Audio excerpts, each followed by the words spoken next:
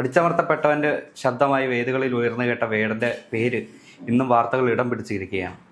അതായത് അദ്ദേഹത്തിന്റെ കഴുത്തിലുണ്ടായിരുന്ന പുലിനകം, അതിന്റെ പേരിൽ ആ ഒരു കേസ് വീണ്ടും സ്ട്രോങ് ആയിരിക്കുകയാണ്. എന്തൊക്കെയാണ് വിശദാംശങ്ങൾ? പുലിപ്പല്ല് ഒറിജിനൽ പുലിപ്പല്ല് തന്നെയാണെന്നാണ് ഇപ്പോൾ വരുന്ന റിപ്പോർട്ട്. ഇനി 3 വർഷം തടവ് ശിക്ഷ ലഭിക്കുമെന്നൊക്കെയാണ് പറയുന്നത്. ഞാൻ രാവിലെ യൂട്യൂബിലാണ് ന്യൂസ് കണ്ടത്. ന്യൂസ് കണ്ടപ്പോൾ അടിയിൽ വന്ന കമൻ്റൊക്കെ വളരെ പരിഹാസ രൂപേണയായിരുന്നു. UDF ആണ് ഭരണത്തിലുള്ളതെന്നും LDF പോയി ഇനി എന്ത് ചെയ്യും മല്ലയ്യ, അങ്ങനെയൊക്കെ ഉള്ള ഒരു പരിഹാസ രൂപേണയുള്ള കമന്റുകളൊക്കെയാണ് വന്നിട്ടുള്ളത്. അപ്പോൾ LDF സർക്കാർ ഈ വേടന് സപ്പോർട്ടായിരുന്നു. പിന്നെ തീർച്ചയായും വേടന് ഇടതുപക്ഷ സർക്കാർ വളരെ പിന്തുണ നൽകിയെന്ന് വേണമെങ്കിൽ പറയാം. കാരണം ഇതിനു മുമ്പ് ഒരു ലൈംഗികാരോപണ കേസുണ്ടായിരുന്നു. കൂടാതെ സിന്തറ്റിക് ഡ്രഗ്സ് ഉപയോഗിച്ചതിനും കേസുണ്ടായിരുന്നു. ഹൈക്കോടതിയിൽ മുൻകൂർ ജാമ്യാപേക്ഷ നൽകി ആ ഒരു ജാമ്യാപേക്ഷ കോടതി അംഗീകരിച്ചു. അതിനുശേഷവും 2ാമത്തെ ദിവസവും വിവിധ വേദികളിൽ വേടൻ പ്രത്യക്ഷപ്പെട്ടിട്ടുണ്ട്. അത് മാത്രമല്ല, ഡ്രഗ്സ് ഉപയോഗിക്കരുത്, അല്ലെങ്കിൽ ഈ ഡ്രഗ്സ് നമ്മളെ നശിപ്പിക്കും മക്കളെ എന്ന് പറയുന്ന ഈ വേടൻ തന്നെ ഈ ഒരു ഡ്രഗ്സ് ഉപയോഗിച്ചതിന് എക്സൈസിൻ്റെ പിടിയിലായിട്ടുണ്ട്. പക്ഷേ ഇതിലൊന്നും കാര്യമായിട്ടുള്ള രീതിയിൽ ജയിൽ ശിക്ഷ അനുഭവിച്ചിട്ടുള്ളത് മാത്രമല്ല, ഈ ഒരു വേടനെ ഈ കേസുകളിൽ നിന്നും പരമാവധി ഊരിക്കൊണ്ടുവരാനും ഈ അധികാരത്തിലിരിക്കുന്നവർ ശ്രമിച്ചിട്ടുണ്ട്. അത് തന്നെ ഒരു ബയസ്ഡ് ആയിട്ടുള്ള ഒരു സമീപനത്തിൻ്റെ ഉദാഹരണമാണ്. ഇപ്പോൾ UDF ഈ കേസ് വീണ്ടും കുത്തിപ്പൊക്കിയെന്നൊക്കെയാണ് പറയുന്നത്. BJPയുടെ അതേ മനോഭാവത്തിലാണ് UDF, പ്രതികാര മനോഭാവത്തിലാണ് UDF പ്രവർത്തിക്കുന്നത് എന്നും ഇപ്പോൾ പറയുന്നുണ്ട് എല്ലാവരും. BJPയെ പോലെ അല്ലെങ്കിൽ പ്രതികാര ബുദ്ധി പോലെ UDF പ്രവർത്തിക്കുന്നു എന്ന് പറയുകയാണെങ്കിൽ ഇതിനു മുമ്പ് എടുത്തിട്ട് കൂടാവുന്ന ഒരുപാട് കാര്യങ്ങളുണ്ട്. പക്ഷേ സുതാര്യമായിട്ടുള്ള ഒരു അന്വേഷണമായിരിക്കും ഇതിൽ പിന്നിൽ നടക്കുക എന്നുള്ളത് മറ്റൊരു സത്യം. ഇപ്പോൾ പുലിനകത്തിൻ്റെ കേസ് ഇതിനൊരു തുടക്കം കുറിക്കുന്നത് 2 വർഷം മുമ്പാണ്. 2022 ഒരു ചെന്നൈയിൽ വെച്ചിട്ട് പ്രോഗ്രാമിനിടെ ഒരു ആരാധകൻ നൽകി എന്നാണ് പറയുന്നത്. ആ ഒരു ആരാധകനെ ഇതുവരെയായിട്ടും കണ്ടെത്താൻ ഈ അന്വേഷണത്തിൽ കഴിഞ്ഞിട്ടില്ല. അത് മാത്രമല്ല, ഈ ഒരു പുലിപ്പല്ല് ഡ്യൂപ്ലിക്കേറ്റ് ആണ് എന്നാണ് ആ ഒരു ഫോറൻസിക് റിപ്പോർട്ട് വന്നത്. 3 മാസം മുമ്പ് കൊൽക്കത്തയിൽ നടത്തിയ ഒരു ലാബിൽ നടത്തിയ പരിശോധനയിലാണ് ഇത് ഒറിജിനൽ തന്നെയാണെന്ന് പരിശോധന റിപ്പോർട്ട് വരുന്നത്.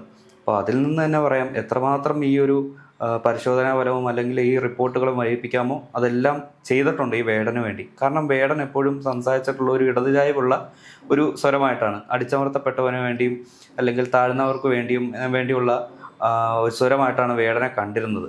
ഇപ്പോൾ വേടൻ മാത്രമല്ല, ആനക്കൊമ്പ് വീട്ടിൽ വെച്ചിരിക്കുന്ന ഒരു മഹാനടൻ കൂടിയുണ്ട്. അദ്ദേഹത്തിന് കേരളം പുരസ്കാരം നൽകി സ്വീകരിച്ചിരിക്കുന്നു എന്നൊക്കെയാണ് പരക്കുന്ന ചില അഭ്യൂഹങ്ങൾ. അല്ല, മോഹൻലാലിൻ്റെ ഫാൽക്കെ അവാർഡ് കാര്യങ്ങളൊന്നും അങ്ങനെ ഇതിലേക്ക് വലിച്ചിഴക്കേണ്ട ആവശ്യമില്ല. കാരണം മോഹൻലാൽ ഒരു രാഷ്ട്രീയ പാർട്ടിയോടോ അല്ലെങ്കിൽ അതിനോടോ ആഭിമുഖ്യം പുലർത്താത്ത ഒരാളാണ്. ഇപ്പോൾ മുഖ്യമന്ത്രിക്ക് വേണ്ടി PR വർക്ക് ചെയ്തെങ്കിലും അത് ആ ഒരു നടന് പ്രതിഫലം വാങ്ങിയിട്ടുണ്ട്. ആ ഒരു PR വർക്കിൻ്റെ ഭാഗമായിട്ടാണ് ഇപ്പോൾ ഈ ഇടതുപക്ഷത്തിന് വേണ്ടി മോഹൻലാൽ ആ ഒരു അഭിമുഖത്തിൽ പങ്കെടുത്തത് തന്നെ. അത് അദ്ദേഹത്തിൻ്റെ ആനക്കൊമ്പ് കേസിൻ്റെയും അല്ലെങ്കിൽ വേടൻ്റെ പുലിപ്പല്ല് കേസും തമ്മിൽ കൂട്ടിയിണക്കേണ്ട ഒരു ആവശ്യമില്ല. എന്നാലും എന്തുകൊണ്ടായിരിക്കും വേടനെ ഇത്രമാത്രം LDF സപ്പോർട്ട് ചെയ്യാനുള്ള കാരണം? ജനവികാരം മാനിച്ചുകൊണ്ടായിരിക്കുമോ? ജനവികാരം മാനിച്ചല്ല, ഒരു LDFന് വേണ്ടി അല്ലെങ്കിൽ ആ ഒരു ഇടതുപക്ഷത്തിന് വേണ്ടി ഒരു വാക്ക് സപ്പോർട്ട് ചെയ്ത പറഞ്ഞാൽ അവരുടെ സ്വന്തം കോമ്രേഡ് ആകും. ഇല്ലെങ്കിൽ വർഗീയവാദിയോ അല്ലെങ്കിൽ വേറെ എന്തെങ്കിലും പേരിൽ ഈ ഒരു എതിരഭിപ്രായം പറയുന്നവൻ അല്ലെങ്കിൽ വർഗീയ വഞ്ചകനെന്നോ കുലംകുത്തിയെന്നോ മുദ്രകുത്തപ്പെടാം. അത് മാത്രമല്ല, ഇപ്പോൾ ഇതിൻ്റെ ഈ ഒരു പുലിപ്പല്ല് അല്ലെങ്കിൽ സിന്തറ്റിക് ഡ്രഗ്സിൻ്റെ കൂടെ കുഴിച്ചു മൂടപ്പെട്ട മറ്റൊരു കേസുണ്ട്, ലൈംഗിക ആരോപണ കേസ്. ഒരു വനിതാ ഡോക്ടർ നൽകിയ പരാതിയിൽ വേടനെതിരെ പോലീസ് കേസ് എടുത്തിരുന്നു. പക്ഷേ മുൻകൂർ ജാമ്യത്തിൻ്റെ പേരിൽ ആ ഒരു കേസിൽ നിന്ന് വരികയായിരുന്നു. പിന്നെ അത് പുറത്ത് നിന്ന് സോർട്ട് ഔട്ട് ചെയ്യുകയായിരുന്നു, സെറ്റിൽ ചെയ്യുകയായിരുന്നാണ് ലഭിക്കുന്ന അറിവുകൾ. ഈ ഒരു വനിതാ ഡോക്ടർ മാത്രമല്ല, മറ്റൊരു യുവതിയും ഈ വേടനെതിരെ പരാതിയുമായിട്ട് വന്നിരുന്നു. ഒരു ഇമെയിലിൻ്റെ ബലത്തിൽ രാഹുൽ മാങ്കൂട്ടത്തിനെതിരെ ഒരു രാത്രി കൊണ്ട് പോലീസ് കേസെടുത്തു.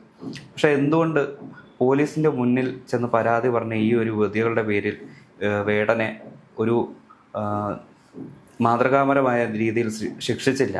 അത് സർക്കാരിൻ്റെ അല്ലെങ്കിൽ ഇടതുപക്ഷ ഗവൺമെൻറ്റിൻ്റെ ആ ഒരു പരിരക്ഷണം അല്ലെങ്കിൽ സംരക്ഷണം ഈ വേടനുണ്ട് എന്നതിൻ്റെ മറ്റൊരു ഉദാഹരണമാണ്. ഇനിയും വേടനെ സംരക്ഷിച്ചുകൊണ്ട് തന്നെ ഇരിക്കുമെന്ന് തോന്നുന്നു ഈ സഖാക്കള്. അല്ല, ഇനി പ്രതിപക്ഷത്തിരുന്ന് സംരക്ഷിക്കാനേ പറ്റൂ. ഇപ്പോൾ വേടനെതിരെ നടപടിയെടുത്താൽ ഒരുപക്ഷെ താഴ്ന്ന ഒരു ദളിത് സംഘടനകളും അല്ലെങ്കിൽ അവരോട് ആഭിമുഖ്യം വഹിക്കുന്ന ഓരോ സാംസ്കാരിക സംഘടനകളും നായകന്മാരും പുറത്തേക്ക് വരാം. വേടനെ UDF സർക്കാർ വേട്ടയാടുന്നു, വേടനെതിരെ എന്തിന് നിങ്ങൾ കേസെടുത്തു, നിങ്ങൾ പകപോക്കുകയല്ലേ എന്നെല്ലാം പറഞ്ഞ് കാരണം കോടതിയിൽ നിന്ന് പോലും വേടനെ വെറുതെ വിട്ടുകൊണ്ടുള്ള വിധി വന്നു. എന്നിട്ട് നിങ്ങൾ എന്തുകൊണ്ട് വേടനെ വേട്ടയാടി, അല്ലെങ്കിൽ ഈ ഒരു അടിച്ചമർത്തപ്പെട്ടവരെ വീണ്ടും അടിച്ചമർത്തുകയാണ് ഈ ഒരു പുതിയ സർക്കാർ ചെയ്യുന്നത് എന്നെല്ലാം പറഞ്ഞ് പുതിയ വാദങ്ങൾ ഉയരാൻ സാധ്യതയുണ്ട്. അപ്പോൾ സത്യം പുറത്തു വരാൻ LDF ഭരണം മാറി UDF ഭരണത്തിലേക്ക് വരേണ്ടി വന്നു എന്നാണോ പറയുന്നത്? ഒരു പരിധി വരെ UDF ഭരണത്തിൽ വരേണ്ടി വന്നു എന്നല്ല, സത്യം തെളിയാൻ ഒരു 10 വർഷം അല്ലെങ്കിൽ ഇത്ര വർഷം കാത്തിരിക്കേണ്ടി വന്നു എന്ന് വേണം പറയാൻ. ഇപ്പോൾ കുഴിച്ചു മൂടപ്പെട്ട ഒരുപാട് സത്യങ്ങളുണ്ട്. അതിലൊന്നാണ് ഇപ്പോൾ വേടൻ്റെ കേസായാലും. ഇനിയിപ്പോൾ ഓരോ ഫയലുകളും അല്ലെങ്കിൽ കുഴിച്ചു മൂടിയപ്പെട്ട ഓരോ സത്യങ്ങളും പുറത്തേക്ക് ചികഞ്ഞെടുക്കുമ്പോൾ പുറത്തു വരുന്നത് വലിയൊരു ഒരു സ്ഫോടനം സംഭവിക്കാവുന്ന രീതിയിലേക്കുള്ള സത്യങ്ങളായിരിക്കും പുറത്തു വരാൻ സാധ്യതയുള്ളത്. അപ്പം ഇനി ഒരുപാട് പ്രതിഷേധങ്ങളും സമരങ്ങളും ഒക്കെ നേരിൽ കാണേണ്ടി വരും. അതുമാത്രമല്ല, ഇപ്പോൾ പൊതുവെ ഒരു സ്റ്റേജുകളിലും വേടനെ കാണാൻ കിട്ടുന്നില്ല. ഇപ്പോൾ കേസിന് അതായത് ആ ആരോപണം നേരിട്ട സമയത്ത് വേടൻ ഓരോ വേദികളിലും പങ്കെടുത്തിരുന്നു. ഇപ്പോൾ വേടൻ്റെ പരിപാടിക്ക് പോയ തിരക്കിൽപ്പെട്ടു ട്രെയിൻ ഇടിച്ചും മറ്റും 1-2 പേർ മരണപ്പെട്ട സാഹചര്യം വരെ ഉണ്ടായി. പോലീസ് ലാത്തി വീശുകയും സംഘർഷം ഉണ്ടാകുന്ന ഒരുപാട് അവസ്ഥയുണ്ടായി.